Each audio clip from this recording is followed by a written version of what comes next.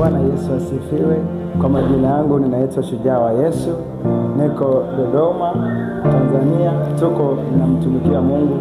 Na leo nataka niwaeleze habari moja ya kuhusu maisha ya kukaa na Mungu.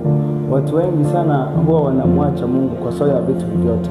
Kile unakuta mtu anapambania maisha anamwacha Mungu. Unakuta mtu mambo ya ndoa yake anamshinda anamwacha Mungu. Lakini leo nataka kufundisha kitu kimoja. Usimwache Mungu kwa sababu ya chochote kile. Lakini acha chochote kile kwa sababu ya Mungu. Maana hicho chochote hakiwezi kuwa na wewe siku zote. Ila Mungu anaweza akawa na siku zote. Usimwache Mungu kwa sababu ya pesa, usimwache Mungu kwa sababu ya mali. Usimwache Mungu, maana Mungu yuko naye kwa wakati wote. Kwa maana kuna wakati mwingine unakuta mtu anapitia shida au ni mgonjwa. Nikueleze tu, sikiliza vizuri.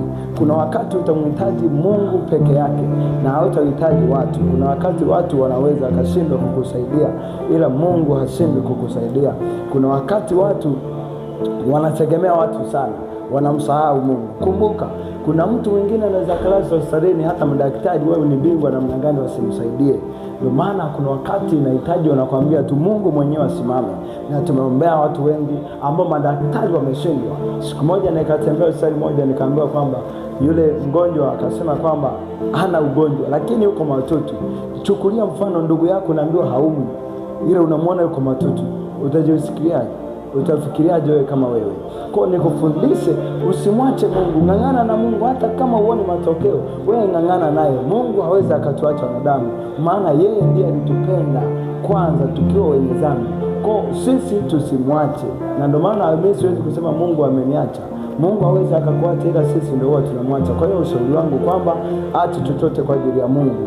Mungu atakuwa pamoja na wewe. Ndio maana wakuta watu wengine wanataka kupata ajali inataka kutokea, analia, anasema Mungu wangu. Kuna wakati mhitaji mama, mhitaji baba, mhitaji nani? Mhitaji Mungu peke yake. Mungu awabariki. Usisahau kufollow akaunti yangu ya YouTube, TikTok, pia unaweza ukaingia Facebook ukanifollow kwa jina la Shujaa wa Yesu. Mungu awabariki sana, nawapenda.